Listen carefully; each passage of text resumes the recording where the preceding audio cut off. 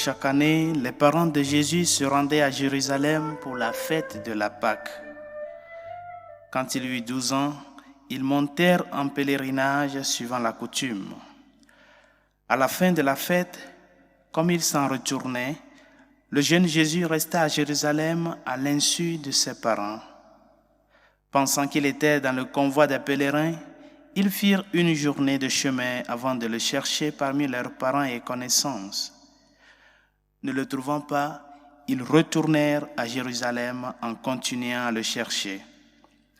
C'est au bout de 3 jours qu'ils le trouvèrent dans le temple assis au milieu des docteurs de la loi. Il les écoutait, leur posait des questions, et tous ceux qui l'entendaient s'extasiaient sur son intelligence et sur ses réponses.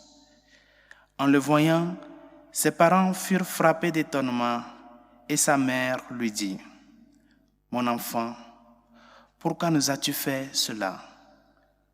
Vois comme ton père et moi, nous avons souffert en te cherchant. » Il leur dit : « Comment se fait-il que vous m'ayez cherché ? Ne saviez-vous pas qu'il me faut être chez mon père ? » Mais ils ne comprirent pas ce qu'il leur disait. Il descendit avec eux pour se rendre à Jérusalem et il leur était soumis.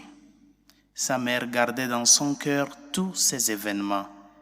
Quant à Jésus, il grandissait en sagesse, en taille et en grâce devant Dieu et devant les hommes.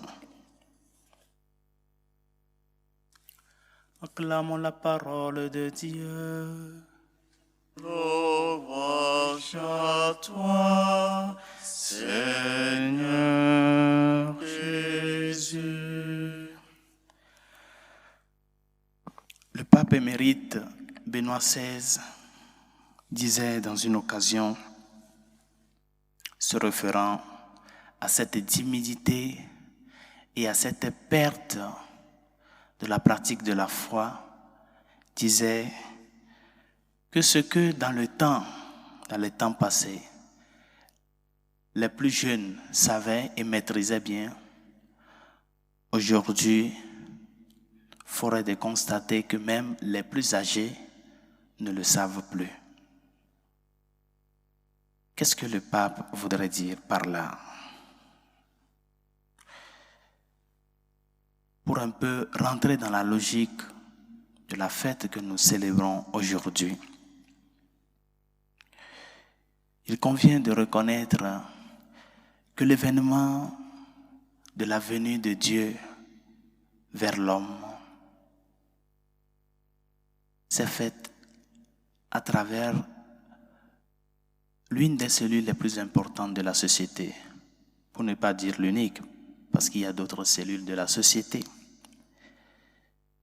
Le fait que Dieu, venant à l'homme, a emprunté le canal de la famille naturelle, n'est pas un hasard. Oui, bien chers amis, la famille est et doit être considérée comme le noyau primaire et primordial de la société. Le Seigneur a grandi avec cette chaleur de famille, avec cette attention de Marie et de Joseph, cette préoccupation de pouvoir donner ce dont le Dieu fait homme a besoin pour croître comme tout homme. L'amour, la préoccupation, l'éducation nécessaire, la défense de la vie, pour ne citer que là. C'est la famille, c'est dans la famille que nous parvenons à croître, à être épanouis, pour pouvoir trouver une place entre les nôtres, entre nos frères. Personne n'est tombé du ciel. Du moins, moi, je ne suis pas tombé du ciel. Et la réalité qui nous entoure nous montre que nous tous, nous sommes parvenus au monde à travers la famille, à travers ces personnes qui ont dit oui à la vie, à travers ces personnes, l'union de la femme et de l'homme qui ont dit oui, à partir d'ici, le Seigneur a commencé un projet de vie. Nous allons prendre soin de ce projet pour honorer le Seigneur et pour défendre ses droits. Mais aujourd'hui, la famille naturelle est le noyau et la cellule de la société la plus attaquée. La plus attaquée. Et l'ennemi est en train de travailler pour détruire cette famille naturelle-là. Parce que quoi? Il sait qu'il ne peut pas aller directement contre Dieu. Mais passant par la famille, il est en train de détruire ce qui est le plus important à Dieu. Et détruisant l'œuvre le plus important de Dieu, il est en train de faire du mal à Dieu. Parce qu'il ne peut pas s'affronter directement à Dieu. Mais comme il sait que nous sommes faits de chair et d'os, et nous sommes des êtres fragiles, il veut tout faire pour détruire cette image et cette ressemblance de Dieu dans notre société. Eh bien, chers amis, où en sommes-nous avec ce que le pape Saint Jean-Paul II disait, que la famille est l'église domestique, là où nous recevons les premières valeurs,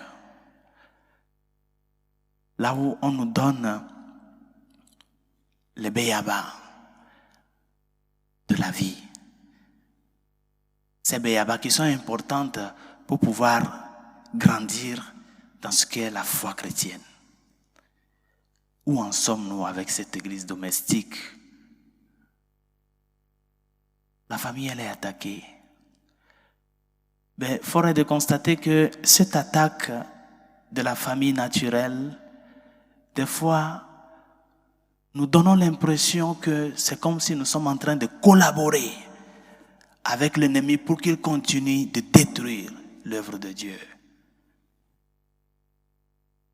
Et notre collaboration se donne peut-être dans le silence, peut-être dans la négligence. Bon, il n'a qu'à faire ce qu'il veut. Il est âgé. Il peut décider de sa vie. Ou peut-être, bon, c'est nous-mêmes qui disons, ah, je crois que ça, c'est l'idéal pour lui. Bien, chers amis, que faisons-nous avec cette grande don que nous avons reçu? Il y a un grand théologien qui disait que les réalités les plus importantes de la vie de l'homme, Dieu la lui donne. Il ne lui demande pas de choisir.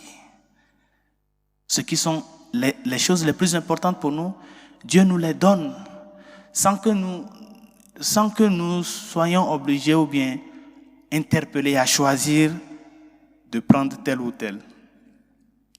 La vie, par exemple, Dieu nous le donne. La famille est un don de Dieu.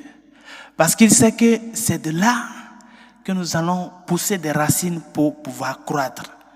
Comme cet arbre qui a besoin de fondement. Mais s'il n'y a pas de fondement, tout vient au sol. Et aujourd'hui, c'est vraiment une opportunité pour notre temps de tourner nos regards sur la Sainte Famille pour apprendre d'elle vraiment.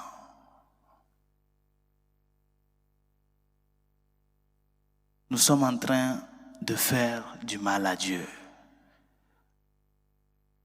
Peut-être par notre négligence, peut-être par notre silence. peut-être pas notre collaboration directe. Mais revenons à la réalité première, aux origines. Parce que ce qui est important pour nous demeure important.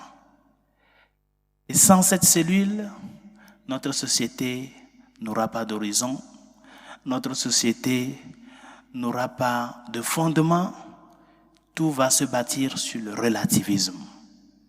Ce que chacun dit, ce que chacun veut, qu'il le fait. Et on ne peut pas construire une société sur des opinions, sur des réalités relativistes, bien chers amis. Où nous avons un principe et nous le suivons, où nous n'avons pas de principe et nous sommes coulés. Bien alors, aujourd'hui de par-ci et de par-là, des lois qui sortent des parlements pour aller contre cette réalité naturelle. Des lois contre la vie à travers l'avortement. L'avortement jusqu'au dernier mois de la naissance. Des lois qui défendent l'idéologie du genre. L'union entre deux personnes de même sexe. Mais qu'est-ce que nous sommes en train de faire? Et c'est ce que le Seigneur nous interpelle aujourd'hui à voir. La préoccupation de Joseph et de Marie pour chercher l'enfant Jésus.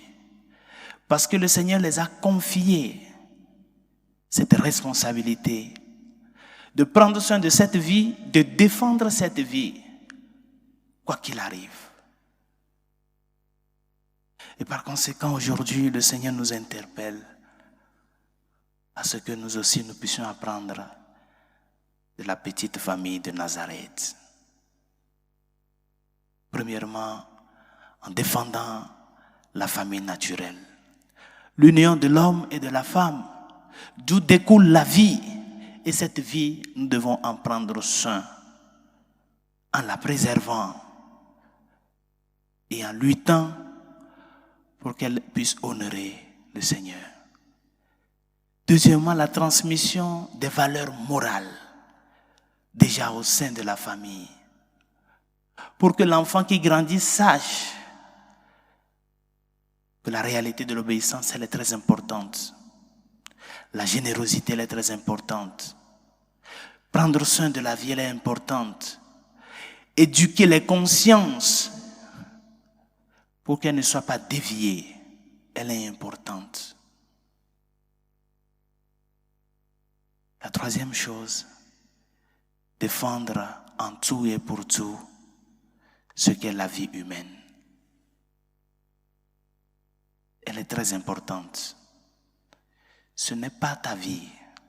C'est Dieu qui te l'a donnée. Ah, je peux faire ce que je veux avec ma vie. Qui te dit que c'est à toi? Le Seigneur peut te dire aujourd'hui, mon frère, ma soeur, cette vie que tu as et que tu es en train de te glorifier, je peux te la quitter. Qu'est-ce que tu diras? Demandons-lui au cours de cette Eucharistie de nous accorder la grâce de revenir à lui. Parce que notre société va mal. Et si elle va mal, c'est parce que la cellule qui doit servir de fondement pour la société est en train d'être détruite. Revenons à lui. Défendons la famille. Préservons nos familles. Prenons l'exemple de Joseph, de Marie, autour du petit enfant. Donnons cette chaleur à l'ambiance familiale. Parce que quand la famille est soudée, si tu as des problèmes, tu viens, tu demandes de l'aide. On te soutient. Tes frères, tes cousins, tes cousines, quand ils sont autour de toi, tu sens que tu es accompagné. Même s'ils ne t'aident pas financièrement, le moral, tu l'as. Mais si tu n'as personne, tu souffres doublement, même triplement. La famille, elle est là pour soutenir, pour être soudés. Parce que c'est dans la communion que Dieu se manifeste, qui nous aide à ce que nous puissions préserver ce grand trésor et aussi la défendre pour que les réalités de la société aujourd'hui, la question de la globalisation ne nous amène pas à perdre les principes de la vie, ne nous amène pas à nous laisser manipuler parce qu'on nous propose tel poste, parce qu'on nous propose telle somme d'argent et détruire ce qui nous sert de l'essentiel pour cette vie. Que le Seigneur nous aide, que sa grâce nous réconforte afin que nous soyons ces témoins qui continuent d'illuminer la société d'aujourd'hui.